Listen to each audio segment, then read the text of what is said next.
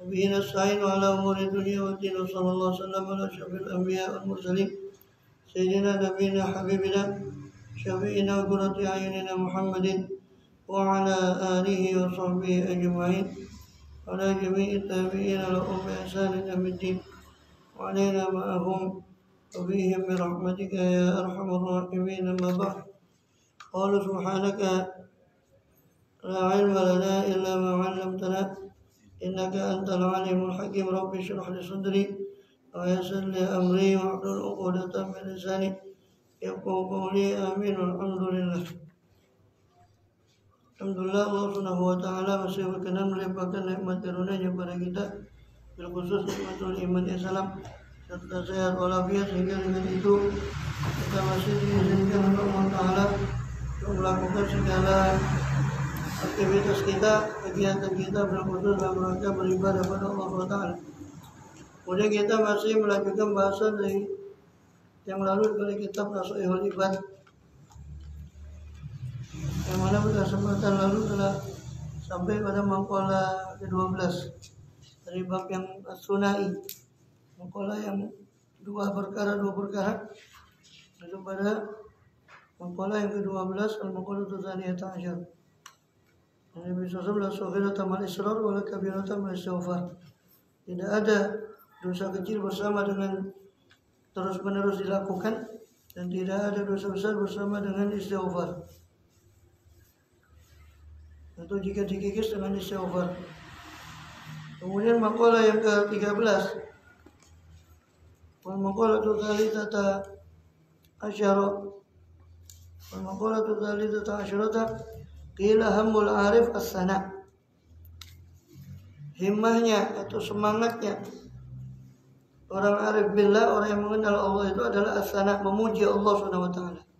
Ai muradul arif billah as-sana. Jadi maksudnya, tujuannya orang arif billah itu adalah as-sana 'ala Allah, memuji atas Allah Subhanahu wa taala bi jamil sifatih, dengan bagusnya sifatnya Allah Subhanahu wa taala.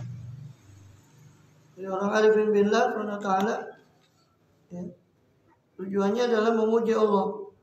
Sedangkan hamuz zahid, sedangkan semangatnya orang yang zuhud terhadap dunia ad-du'a. Semangatnya orang yang zuhud itu adalah doa. Jadi al-muradu ay muradul mu'rid aniz zaid ala qadil hajah. Al-mu'rid aniz zaid an qadil hajah. Adapun yang dimaksud oleh orang yang mu'rid, orang yang zuhud, ini orang yang berpaling dari yang lebih atas hajatnya daripada dunia, itu pengertian zuhud. Itu orang yang berpaling daripada kelebihan, daripada kadar hajatnya dari dunia, dikolbi dengan hatinya. Tujuan mereka adalah doa, yaitu at-tadarru ila Allah bi su'ali ma inda minal khair, yaitu bertadarru, meminta kepada Allah SWT dengan meminta apa yang indahu, apa yang di sisi Allah berupa kebaikan. Lianna hammal arif rabbuh, sebab semangatnya atau tujuannya orang yang arif billah adalah Tuhannya, bukan pahala, bukan pula surga, la thawab wal jannah, bukan juga pahala, bukan juga surga. Wa hamuz zahid nafsu, sedangkan tujuan orang yang zuhud itu dirinya, yakni ay manfaatu nafsih, ini kemanfaatan untuk dirinya berupa pahala, minas thawab wal jannah, berupa pahala dan surga.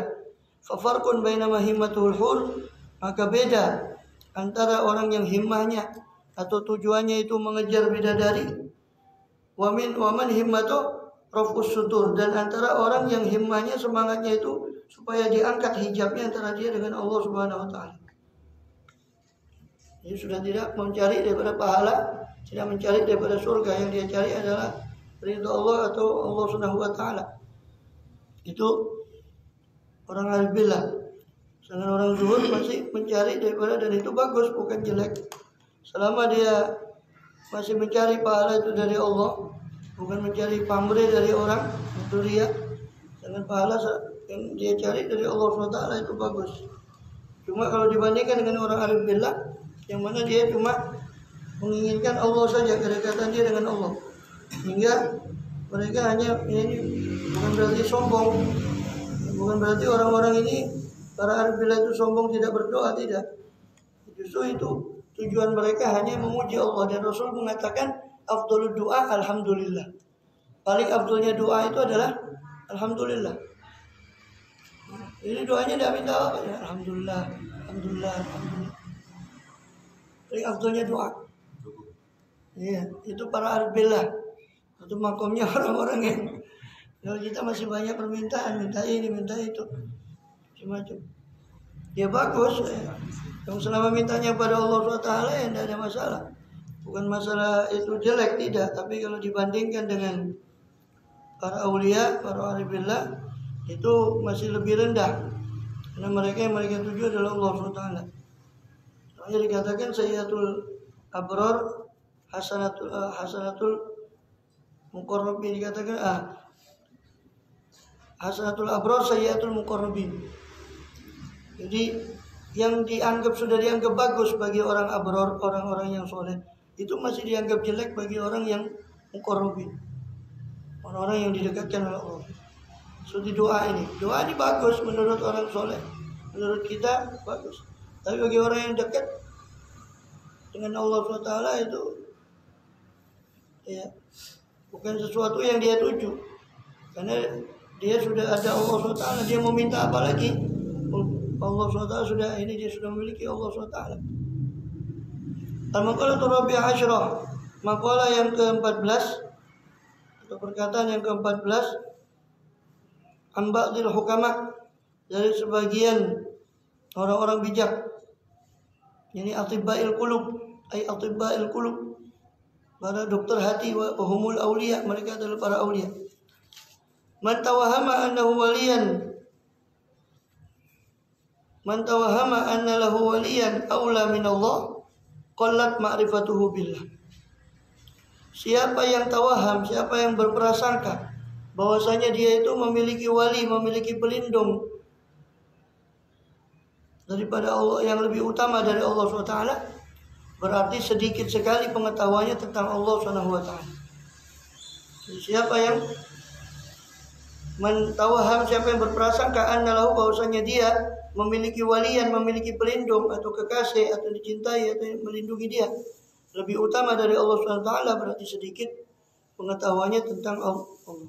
Wal makna man dhanna annahu nasiran, maknanya kata beliau, man dhanna annahu nasiran, siapa yang menduga bahwasanya dia memiliki nasir, penolong, aqraba min Allah, yang lebih dekat dari Allah Ta'ala, wa aktsara nusratan minhu, dan yang lebih banyak pertolongannya dari Allah Ta'ala, fa innahu lam ya'rifillah Ta'ala, maka hakikatnya orang tadi tidak mengenal Allah Subhanahu wa Ta'ala. Kalau dia mengenal Allah, maka dia akan betul-betul berucap hasbi Allah wa ni'mal wakil, cukup bagi saya Allah Subhanahu wa Ta'ala, dan dia sebaik-baik pemelihara, dia sebaik-baik pemelihara.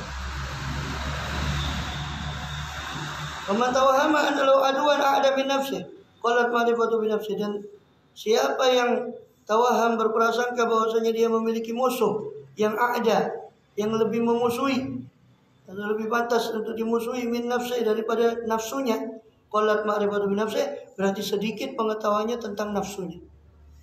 Siapa yang menyangka bahwa dia memiliki musuh yang lebih sengit daripada nafsunya sendiri,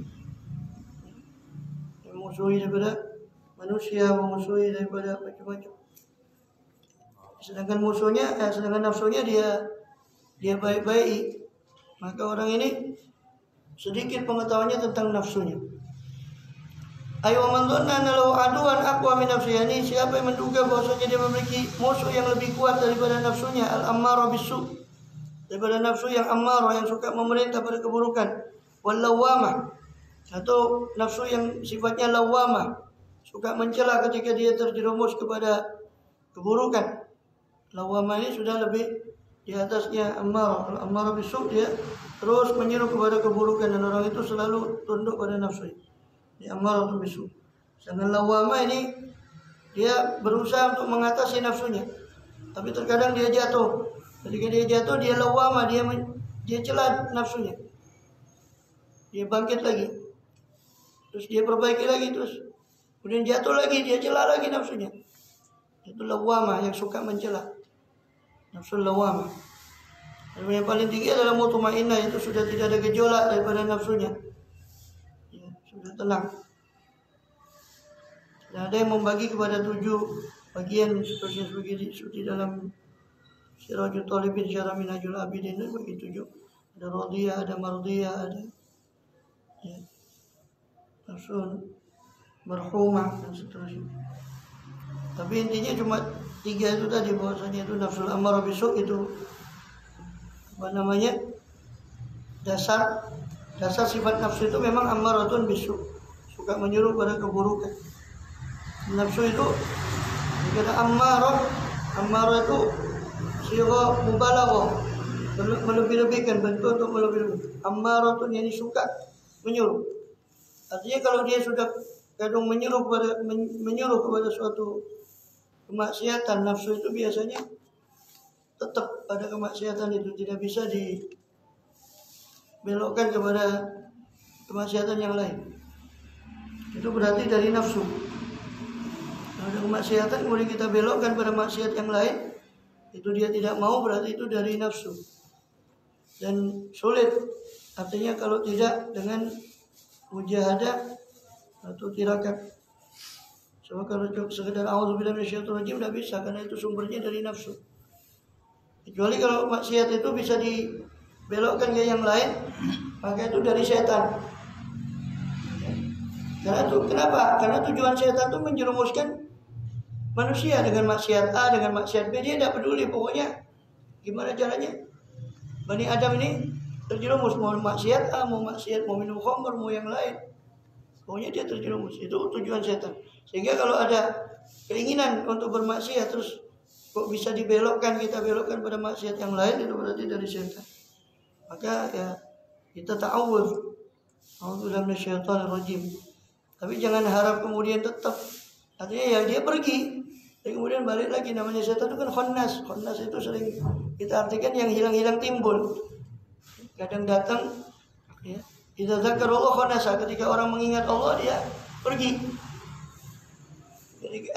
Dia pergi. Ketika lupa dari Allah datang lagi. Itu namanya khannas. Makanya setan itu sebut waswasil khannas, yang memberi waswas dan dia khannas. Khannas itu hilang-hilang timbul. Jadi cahaya bintang yang gemerlapan itu kelap-kelip itu disebut khunnas. Fala uqsimu bil khunnas. Maka aku bersumpah dengan khunnas, yang bintang yang hilang-hilang timbul itu cahayanya. Maka setan disebut khunnas karena dia datang pergi lagi, kadang datang lagi. Kalau kita ingat Allah dia pergi, kalau kita lupa lagi datang lagi. Artinya ta'awudz itu bukan obat yang apa namanya langsung permanen. Setan itu tidak datang, ya bisa datang. Kecuali orang yang seperti kekuatannya sedik, seperti Sayyidina Umar yang mana dikatakan, ya Umar, lau salakta fajjan, seandainya kau menempuh satu jalan, wasalaka syaitan fajjan, wasalaka syaitan fajjan ghairu fajjin, maka syaitan akan menempuh jalan selain jalan yang kau jalani. Itu saking kuatnya keyakinannya kepada Allah SWT. Ya. Kemudian itu nafsul lawamah.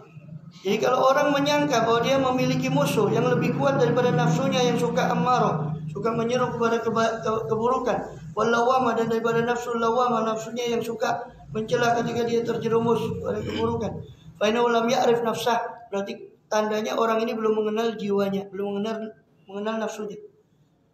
Jadi kalau dia belum mengenal nafsunya, berarti belum mengenal Tuhannya. Man arafa nafsa arafa rabbah. Siapa mengenal Tuhannya, dia mengenal nafsunya, dia akan mengenal Tuhannya. Ya. Jadi tidak ada musuh hakiki bagi kita kecuali nafsu dan syaitan. Ya. Nafsu dan syaitan itu musuh. Maka Hatim al-Asam ketika mengatakan, saya lihat orang-orang itu salah satu hasud pada ini, dia musuhi fulan, memusuhi fulan, dengki kepada fulan. Sedangkan saya melihat kepada firman Allah bahwa inna syaitanakum aduwwan wattakhidhu aduwwa, bahwa hakikatnya musuh saya yang nyata adalah setan. Maka saya pun meninggalkan semua permusuhan selain kepada setan. Juga nafsu ini lebih bahaya daripada setan. Karena setan itu musuh dari luar. Kalau nafsu itu kan musuh di dalam diri kita sendiri. Makanya Rasul mengatakan ada nafsu allati baina jambai.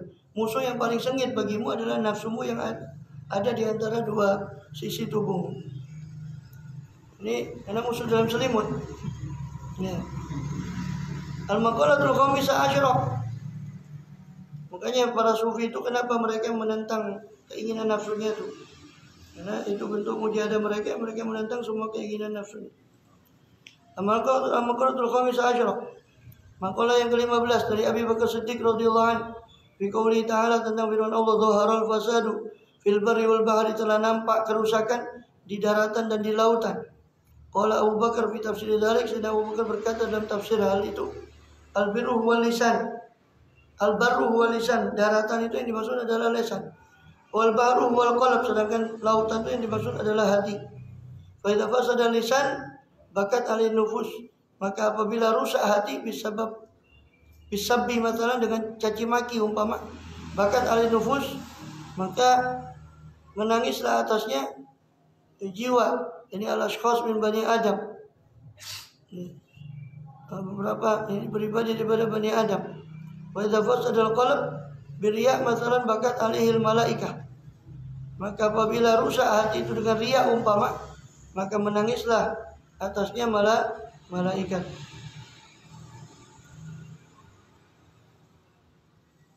Tidak dikatakan al-hikmatu fi anna lisan wahidun. Jadi kalau rusak itu lisan, dia mencela orang umpama, yang nangis, yang kecewa itu adalah orang manusia. Sedangkan tapi kalau rusak hati, yang menangis adalah malaikat. Karena manusia tidak sadar akan rusaknya hati itu. Dan hikmah bahwa lisan itu satu, anda lisan wahidun, tambihun, itu peringatan bagi hamba, fi annahu la yanbaghi an yatakallam, bahwasanya dia tidak seyogianya untuk bicara, illa fi ma yahummu, kecuali dalam apa-apa yang penting bagi dia, wa fi khairin, dan dalam kebaikan. Wa qila li anna lisan adzakir bi kulli lughat, atau dikatakan bahwa lisan itu adalah dia yang berzikir dengan segala bahasa. Karena dzikruhu lil mazkuril wahid, dan adalah zikirnya itu untuk satu, untuk mazkuril wahid, untuk yang disebut itu satu, yaitu Allah. Walaupun bahasanya banyak, yang disebut adalah satu. Wa huwa Allah Ta'ala. Sehingga lisan itu satu. Kita punya dua mata, dua telinga, punya satu lisan, satu mulut. Itu tandanya kita lebih banyak mendengar dan melihat daripada bicara. Begitu juga kadzalikal qalb, begitu juga hati. Bi khilafi nahwil ain wal udhun fa innahu yata'addad. Berbeda dengan mata dan telinga, maka itu berbilang, lebih dari satu, ini dua. Qila li anna al-haja ila sam'i wal basar aktsar. Dikatakan bahwa kenapa kok demikian? Karena keperluan untuk pendengaran dan penglihatan itu lebih banyak minal haja ilal kalam, daripada keperluan untuk bicara. Fa inna ma syubbihal qalb bil bahr li syiddati umki wa tisai. Hanya saja diserupakan hati dengan laut, ya, dhaharul fasadu tadi, bil bari wal bari, telah rusak, nampak kerusakan di daratan itu lisan, sangat lautan itu ibarat hati. Diserupakan hati itu dengan laut, disitu diumki karena sangatnya dalamnya hati, watisai, dan luasnya hati.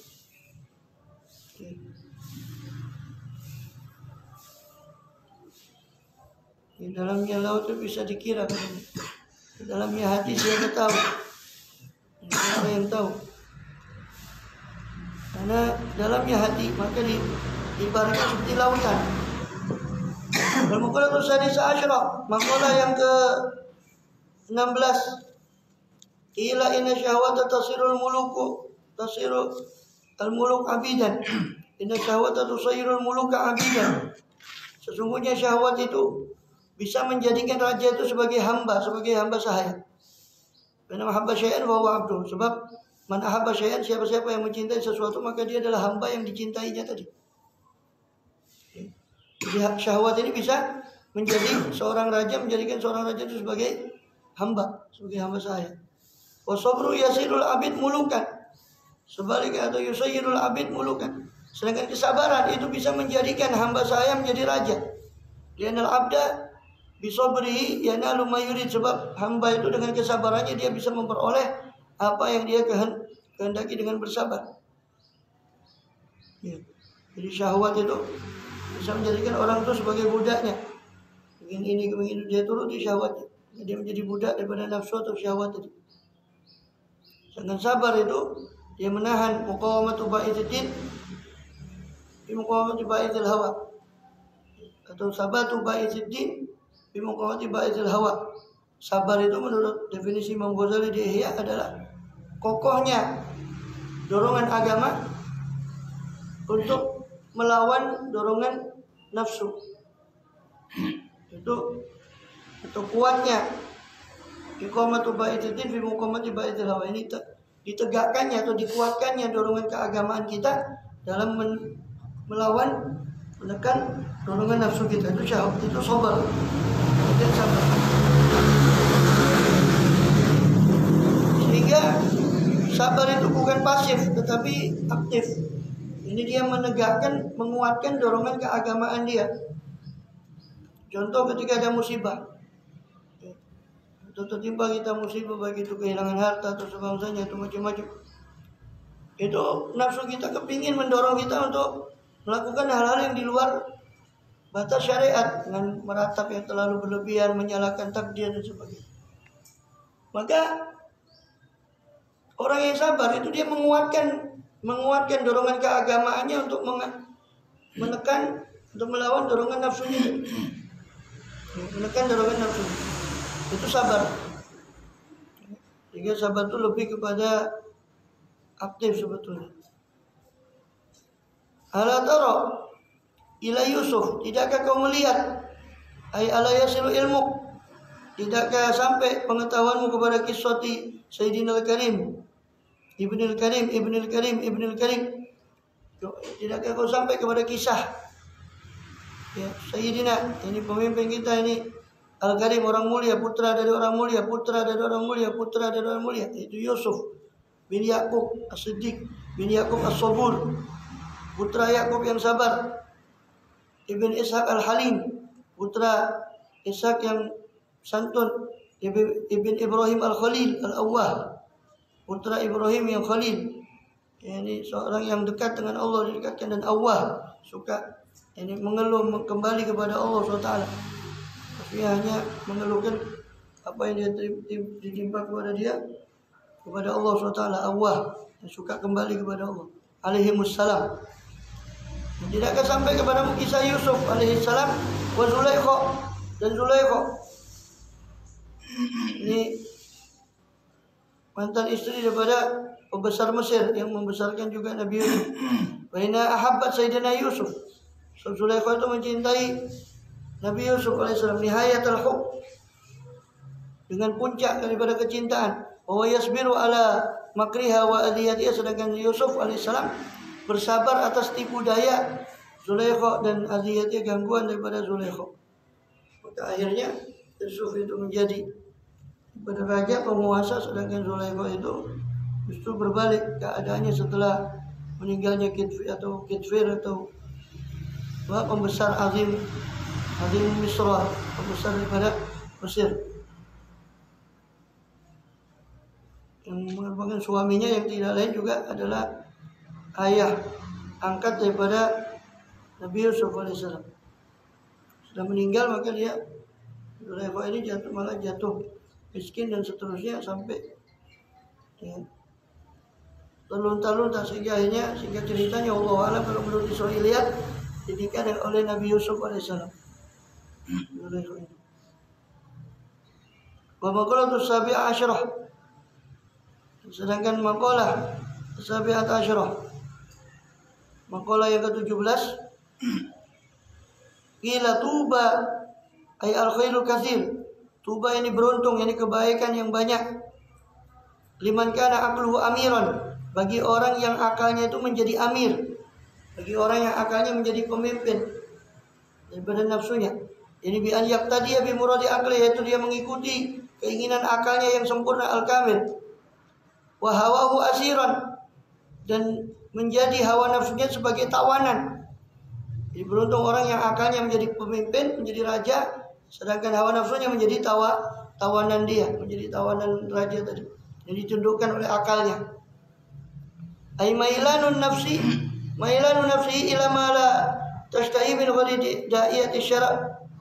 Ini hawa itu maksudnya adalah kecondongan nafsu, mailanun nafsihi, kecondongan nafsunya tadi kepada apa yang ma la tashtahihi, kepada apa-apa yang tidak dia inginkan, min ghairi da'iyatis syara', tanpa ada dorongan daripada syariat. Itu mungkin ma tashtahihi, itu kepada apa yang dia inginkan tapi di luar dorongan daripada syariat, itu hawa nafsu. Hawa itu artinya kesenangan. Jadi sering orang bilang hawa nafsu itu berarti kesenangan jiwa. Makanya dikatakan fama man khaufa maqama rabbi wa nahan nafsa 'anil hawa. Wa nahan nafsa 'anil hawa. Dan siapa yang khaufa maqama rabbi, takut akan kedudukan Tuhannya, akan keagungan Tuhannya. Wa nahan nafsa, dia menahan, mencegah hawa nafsu. Wa nahan nafsa, dia mencegah nafsunya 'anil hawa, dari kesenangannya. Fa innal jannata hiyal ma'wa, maka surga lah tempatnya. Lihat, hawa itu kesenangan, sama dengan syahwat. Cuma hawa ini lebih identik dengan keburukan, dorongan-dorongan yang selalu keburukan. Tapi syahwat itu lebih umum. Syahwat itu lebih umum dalam arti syahwat itu ya kesenangan. Syahwat makan, ada nafsu makan itu dalam bahasa Arab disebut syahiyah, syahiyatul akal, syahwat. Syahwat makan. Jadi syahwat itu bukan, jangan diidentikan dengan syahwat bahasa Indonesia, itu cuma kepada lawan jenis, tidak. Syahwat itu kesenangan pada benda-benda, kesenangan pada kendaraan, kesenangan pada... Syahwat itu lebih umum, kalau hawa itu lebih khusus, identiknya dengan yang buruk. Padahal syahwat itu kan dorongan apapun, dorongan kepada yang menyenangkan bagi nafsu, itu syahwat. Ya manusiawi, orang suka kepada kendaraan, suka kepada makanan yang enak, itu dorongan-dorongan nafsu. Zuyina linnasi hubbus syahwati minan nisa wal banin qanatir, itu syahwat. Syahwat itu dorongan nafsu yang normal, sebagai manusia biasa dia kepingin ini, kepingin itu syahwat. Tapi hawa itu lebih kepada keinginan yang buruk. Dan orang repot kalau tidak ada syahwatnya. Ada nafsu makan, sudah punya ini, tidak hidup dia. Dengan hidup butuh makan. Makan itu kalau kita ada selera saja kan kita kadang tidak mau makan. Itu tidak berarti tidak ada syahwat pada makan. Repot kalau tidak ada syahwat pada makan. Ini tubuhnya bisa hancur, ya sakit. Bagaimana dia hidup? Makanya Allah kasih syahwat. Itu kekuatan. Imam Ghazali mendefinisikan syahwat itu kekuatan untuk menarik yang nyaman bagi dia. Potensi diri untuk menarik sesuatu yang dianggap nyaman.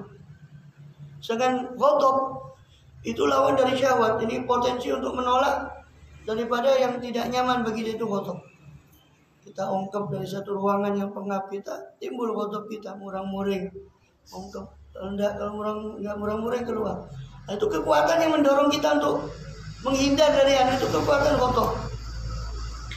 Maka syahwat dan ghadab itu dibutuhkan. Tidak bisa manusia tidak ada syahwat. Cuma permasalahannya ketika syahwat dan ghadab ini di atas akal, ini yang menjadi masalah. Tapi ketika kebaliknya, akal yang mengendalikan ini, nafsu. Nafsu itu kumpulan dari syahwat dan ghadab, itu disebut nafs. Walaupun nafsu juga kadang digunakan oleh para sufi untuk menyebut yang buruk, itu nafsul ammarah bisu. Tapi nafsu pada dasarnya itu ya netral. Ya, tidak baik, tidak buruk, karena keinginan syahwat dan ghadab itu nafsu. Nafsu. Maka nafsu itu yang kita sebut saya, itu nafsu. Bukan tangan. Kalau tangannya putus kan tidak disebut saya. Tangannya itu nggak disebut saya. Saya itu ya nafsu. Ego. Itu terdiri dari syahwat dan ghadab. Maka beruntung orang yang menjadikan akalnya sebagai amir. Akal disebut akal dari kata akal, artinya mengikat. Apalah yakinun itu artinya mengikat. Akal disebut akal karena ini mengikat dalam arti dia mengendalikan, sebagai pengendali. Pada nafsu yang seharusnya dia dijadikan kendali sebagai amir, nafsu sebagai asiron. Maka beruntunglah orang menjadikan akalnya sebagai amir, sebagai raja, dan nafsunya dia jadikan sebagai tawanan. Ay mamnu'an min dzalik, yakni tercegah daripada itu, daripada syahwat itu, mengkono-mengkono hawa. Ya. Wawailun, maka celaka, kebalikannya ya. Kebalikannya celaka ay halakun syadid, kebinasaan yang sangat liman kana hawa wa amiran, bagi orang yang hawa nafsunya dijadikan sebagai amir, pemimpin. Bi arsalahu ila mustahayatiha, itu dia lepas, dia bebaskan kepada mustahayat, kepada kesenangannya, nafsu hawanya tadi atau nafsunya itu dia lepaskan pada kesenangannya. Wa aqlu asiran, sedangkan akalnya dijadikan sebagai tawanan. Ay mamnu'an min tafakkur, jadi tercegah akalnya daripada berpikir tentang nikmat-nikmat Allah, fi ni'amillahi ta'ala wa fi azamati ta'ala, tercegah akalnya itu berpikir tentang keagungan Allah Subhanahu wa taala. Wal maqalatul tsaminah asyara, maka idealnya hati itu ibarat raja, kata Imam Ghazali. Jadi permisalannya itu dia, hati itu ibarat raja. Sedangkan nafas yang kumpulan dari ghadab dan syahwat itu ibarat penasehat buruk, penasehat yang buruk. Sedangkan akal itu ibarat penasehat yang baik. Maka kalbu ini condong kemana? Condong ke penasehat buruk, yang baik disingkirkan, atau condong pada mengikuti nasihat yang baik? Tentu akal yang dimaksud ini adalah bukan akal murni, tapi akal yang dicahayai oleh Al-Quran dan hadis, dicahayai oleh cahaya ilahi berupa syariat. Makanya diibaratkan akal itu ibarat mata, syariat itu ibarat matahari. Oleh Imam Ghazali dia, itu diibaratkan begitu. Artinya setajam-tajamnya mata, kalau tidak ada sinar matahari, apa bisa melihat? Tidak bisa. Tidak ada sinar lah sama sekali. Walaupun matanya sehat, tajam betul matanya, tapi tidak ada sinar, tidak bisa melihat. Maka akal pun kalau tidak dibimbing dengan wahyu, dia tidak bisa lihat. Sebaliknya, Quran dan Sunnah, syariat itu sangat terang, syariat itu sangat jelas. Rasulullah sudah menyampaikan, semua sudah menyampaikan, sangat jelas. Tapi akalnya tidak dipakai, matanya buta, tidak dipakai untuk memikirkan tentang syariat. Ya nggak bisa juga, nabrak dia. Jadi maksud akal sini bukan akalmu, tapi akal yang sudah disinari dengan syariat. So, akal murni itu yang dikatakan dia kadang jadi konotasinya negatif, akal-akalan itu, akali orang. Dan akal menurut definisi para sufi itu adalah kemampuan untuk menekan nafsu, itu akal. Jadi akal menurut definisi para sufi itu adalah kemampuan seseorang untuk menekan daripada nafsunya. Kemudian apa lagi? Makalah yang ke-18. Ila man taraka dzunub raqa qalbu. Dikatakan siapa yang meninggalkan dosa akan lembut hatinya. Orang yang berusaha meninggalkan daripada maksiat, dosa, dia akan lembut hatinya. Fayaqbalun nasiha, maka karena sudah lembut hatinya, maka dia hati itu menerima nasihat. Fayaqbalun nasihata wa yakhsha'ulaha, dan khusyuk, tenang kepada nasihat tadi. Dan waman tarakal haram, dan siapa yang meninggalkan yang haram, fil mat'um wal malbus, baik yang dalam makanan yang dimakan atau yang dipakai, ghairima dan selain keduanya, wa akalal halal, dan makan halal, sofat fikratuh, maka akan jernih pikirannya. Ai ala masnu'atillah, jadi maksudnya jernih pikirannya untuk merenung tentang masnu'atillah, ciptaan-ciptaan Allah Ta'ala, ad-dallati, yang menunjukkan ala ihya'illah, atas penghidupan Allah SWT kepada khalaq, kepada al-khalqah, kepada makhluk semua, ba'dal maut, setelah kematian. Siapa yang meninggalkan yang haram, baik makanan atau pakaian atau yang lainnya yang haram, lalu dia memakan, mengkonsumsi, menyandang yang halal, maka jernihlah pikirannya untuk merenung dalam ciptaan-ciptaan Allah, yang mana semua ciptaan itu menunjukkan atas bahwa Allah bakal menghidupkan lagi alam semesta. Asalnya bumi itu tandus, kemudian Allah tanam. Bumi yang tidak ada tanaman, tiba-tiba Allah kasih hujan, tanaman, maka dia akan tumbuh. Nah, begitulah permisalan, sering Allah ulang-ulang itu di Quran. Begitulah permisalan Allah bakal menghidupkan kembali orang-orang yang mati itu. Wa ala wahdati ta'ala, dan menunjukkan atas yang mana masnu'atillah tadi, ciptaan Allah itu menunjukkan atas kemahatunggalan, mahaesaan Allah Ta'ala. Wa kudrati, menunjukkan kudratnya Allah Ta'ala. Wa ilmihi, menunjukkan ilmunya Allah Ta'ala. Wa dzalika bi an ta'ammala bi fikri, yaitu dengan cara apa? Merenung dengan pemikirannya. Wa tadabbaru bi aqli, dan dia bertadabbur dengan akalnya. Annallaha khalaqahum min nutfatin, itu bahwasanya Allah mencipta semua makhluk ini dari setetes air, nutfah. Umumnya, maksudnya sudah hewan-hewan besar juga, sapi semua Itu dari nutfah, dari air mani, dari sperma. Allah ciptakan semua yang macam-macam itu dari setetes air. Fir rahim, yang diletakkan di rahim.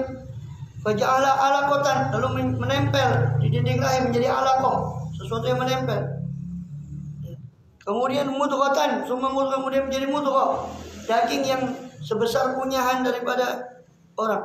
Summa khalaqa minha lahman, kemudian Allah ciptakan darinya, dari mudghah itu lahman, daging, wa azman, tulang, wa uruqan, urat-urat, jamak dari irqun, wa asaban, asaban, yakni urat syaraf.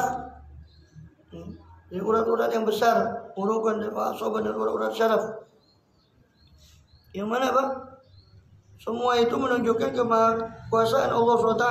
Wa syaqqa laha sam'an, lalu Allah membukakan untuknya, untuk mudghah tadi atau untuk gumpalan daging tadi, sam'an, pendengaran, wa basaran, penglihatan Allah bukakan, wa a'dha'an, anggota badan Allah bukakan, dari mulai gumpalan daging sampai muncul bekas bakal tangan, bakal daripada kaki sampai menjadi.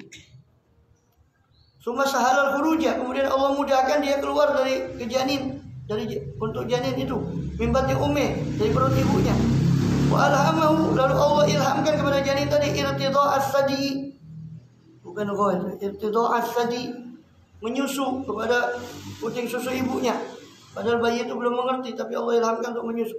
Wa ja'alahu fi awalil amri bila asnan, lalu Allah jadikan makhluk itu di awal perkaranya tanpa gigi. Summa ambatalu asnan, kemudian Allah tumbuhkan gigi. Summa asqataha, kemudian Allah gugurkan lagi, tanggalkan gigi-gigi tadi, wa azalah, dan Allah hilangkan gigi tadi ketika sampai sini 7 tahun. Summa ada marotan, kemudian gigi susu itu hilang, kemudian berganti dengan gigi yang berikutnya, sehingga sampai pada gigi yang permanen pada usia yang sudah dewasa. Summa ada marotan ukhra, kemudian Allah kembalikan di kali yang lain. Wa ja'alallahu ahwalal abdi mutaghayyir min sigharin ila kibarin, dan Allah jadikan keadaan ahwalal abdi, keadaan hamba itu mutaghayyir, berbeda-beda, mulai dari tahapan sighar, kecil, sampai ila kibarin, sampai tahapan besar.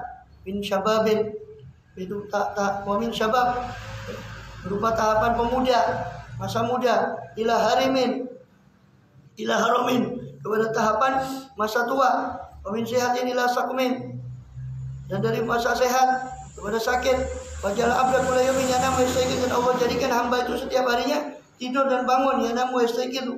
Wa kadzalika syu'uruhu wa azfaruh, begitu juga rambutnya dan kukunya Allah jadikan panjang. Kula masaqatu min, setiap kali gugur kuku dan rambut itu, roja ila makana, kembali lagi seperti semula, terus digunting lagi, terus begitu. Semua itu tanda bahwa Allah bakal bisa mengembalikan semuanya itu seperti semula. Ada wa kadzalika al-lail, begitu juga siang dan malam, an-nahar, malam dan siang, yatanawabani, berganti-ganti, silih berganti. Kullama dhahaba ahaduma ja'al akhar, setiap kali pergi salah satunya datang yang lain. Pergi malam datang siang, pergi siang datang malam. Kadzalika syamsu wal qamar, begitu juga matahari dan bulan berganti. Wan nujum, bintang-bintang berganti, bahkan posisi bintang itu yang menandakan arah dan juga musim. Was-sahab, awan juga berjalan berganti-ganti. Wal matar kulluha taji'u wa tadhab, dan begitu juga matar, hujan, semua itu taji'u wa tadhab, pergi dan datang dan pergi. Wa kadzalika al-qamar yanmahiku kulla syahr, begitu juga bulan yanmahik, terhapus setiap bulannya. Setiap bulan itu makin kecil terkurangi. Semua yatakamal, kemudian dia menjadi sempurna lagi, tahap demi tahap, sampai menjadi badr, menjadi purnama. Semua yanmahik, kemudian berkurang lagi, terus begitu. Wa kadzalika al-kusuf lisyams, begitu juga gerhana bagi matahari, wal qamar, juga gerhana bagi bulan. Haitsu yadhabu dhaw'u minha, sekiranya hilang cahaya daripada matahari atau bulan itu, semua ya'udu, kemudian kembali lagi cahayanya. Wa kadzalika al-ard, begitu juga bumi, takunu yabisatan, kadang ada bumi yang tandus, yang kering. Sumayum bitullah fi'an nabat, kemudian Allah tumbuhkan pada bumi yang kering itu tumbuh-tumbuhan. Sumayadhabu minha, kemudian hilang lagi tumbuhan tadi, dipanen atau sudah sampai pada masa habisnya tumbuhan tadi menguning sampai hilang atau lenyap tumbuhan tadi, hancur. Sumaya mina fataudu ya bisa, kemudian kembali lagi tanah itu kering, tidak bertumbuh-tumbuhan. Sumaya yubitu maratan ukhra, kemudian Allah tumbuhkan sekali lagi. Waladhi qadara ala dzalik, maka dia yang mampu atas semua itu. Ala dzalika kulli, atas semua itu. Qadirun ala ihya'il mauta. Ya, pasti dia itu mampu menghidupkan orang-orang yang mati. Ba'da fanaihim, setelah fana, setelah hancurnya mereka fil ardi, di bumi. Dan semua itu menunjukkan atas kemampuan Allah. Kuku yang panjang potong lagi, kembalikan lagi. Rambut kembalikan lagi. Terus bumi yang tandus kembalikan lagi menjadi subur, tandus lagi kembalikan lagi, terus begitu. Hujan yang semua datang pergi semua. Itu menunjukkan bahwa Allah mampu untuk mengembalikan semua itu. Fa'alal abdi ayyubsirul fikra, maka hendaknya atas hamba tadi, ya, memperbanyak tafakkur, memperbanyak merenung fi dzalika, tentang hal itu, hatta yaqwa imanu, sehingga menjadi kuat imannya. Ya, ini salah satu cara memperkuat keimanan, apalagi kita di bulan Ramadan yang kualitasnya adalah hasilnya adalah la'alakum tattaqun. Dasarnya adalah iman, yang disuruh adalah ya ayyuhalladzina amanu, dan takwa ini iman ini bahan bakar daripada takwa, bahan baku dari takwa itu iman. Hudalil muttaqin alladzina yu'minuna bil ghaib. Syarat pertama orang takwa itu iman pada ghaib. Sebagaimana kita katakan, ya, bahan bakunya bagus itu kan berarti hasilnya bagus kan gitu. Ya, membuat roti tamis, bahan bakunya tepungnya bagus, rotinya juga bagus. Ya, ikannya bagus, ikannya, ya. Tidak usah hanya bahas makanan. Artinya bahan bakunya bagus, hasilnya juga bagus, begitu. Logika dasarnya kan begitu. Maka takwa itu bahan bakunya iman. Makin kuat imannya masuk ke Ramadan, imannya sudah. Makanya Kanjeng Nabi itu kan Sallallahu itu apa? Menyiapkan itu sudah mulai Rajab, Sya'ban. Begitu para ulama. Rajab itu adalah bulan menanam. Sya'ban itu bulan untuk menyiangi tanaman yang sudah ditanam tadi, disiangi, disirami, itu Sya'ban. Ramadan itu tinggal memetik hasil. Bukan Ramadan baru tiba-tiba ya baru sibuk untuk Maka imannya kuat, bahan bakunya kuat, takwanya nanti yang akan dihasilkan juga tinggi. Salah satu cara memperkuat iman tadi ini kata beliau, hatta yaqwa imanu, sehingga kuat imannya itu tafakkur. Tafakkur tentang alam semesta. Kalau tidak mampu tafakkur tentang alam semesta langsung, tidak mampu tafakkur secara langsung, kata Imam Haddad di Risalah Mu'awanahnya, maka hendaknya dia tafakkur melalui ayat-ayat Al-Quran, baik hadis ataupun Quran, pesan-pesan ilahi, baik Quran maupun hadis Nabi yang banyak. Di situ dijelaskan tentang sifat-sifat Allah, kebesaran Allah, bagaimana Allah menolong para nabinya, para kekasihnya, menghancurkan para musuhnya, sebagainya. Yang menunjukkan, semua itu menunjukkan keagungan, kebesaran, kudrat Allah. Kalau dia tidak mampu langsung, dia buka pada Quran. Awalam yarau anna samawati wal ardu kanata ratqan fafataqnahuma. Awalam yarau. Di Quran itu banyak. Kemudian sampai menjadi kuat imannya. Itu cara memperkuat keimanan. Tafakkur secara langsung kepada atau tafakkur melalui Al-Quran. Bil ba'si, imannya terhadap kebangkitan ba'dal maut, setelah kematian. Wa ya'lam, dan dia tahu anallah yab'atsu, bahwasanya Allah bakal membangkitkan dia, wa yujazi, dan membalas dia bi'amalin, dengan amalan-amalan, bi'amali, sesuai dengan amalnya dia. Fa'ala qadri quwwati imani, maka menurut kadar kekuatan keimanannya, bidzalika yajtahidu fi ta'at, dengan itulah dia akan bersungguh-sungguh dalam ketaatan. Makin kuat imannya tentang kebangkitan, makin kuat imannya tentang dia bakal mati, dunia ini bukan seterusnya. Makin kuat imannya ke sana, makin semangat dia punya ibadah, karena dia tahu akan mempersiapkan untuk yang kekal tadi. Fi ta'at wajidina bil mukhalafat, dan akan makin kuat dia untuk menjauhi daripada mukhalafat, kesalahan-kesalahan dari syariat, hal-hal yang menyalahi daripada syariat. Apakah tu tasya asyrah wallahu a'lam. Auha ila fadlam ya bisyadu. Setengah 6. Dan kitab Al-Islam.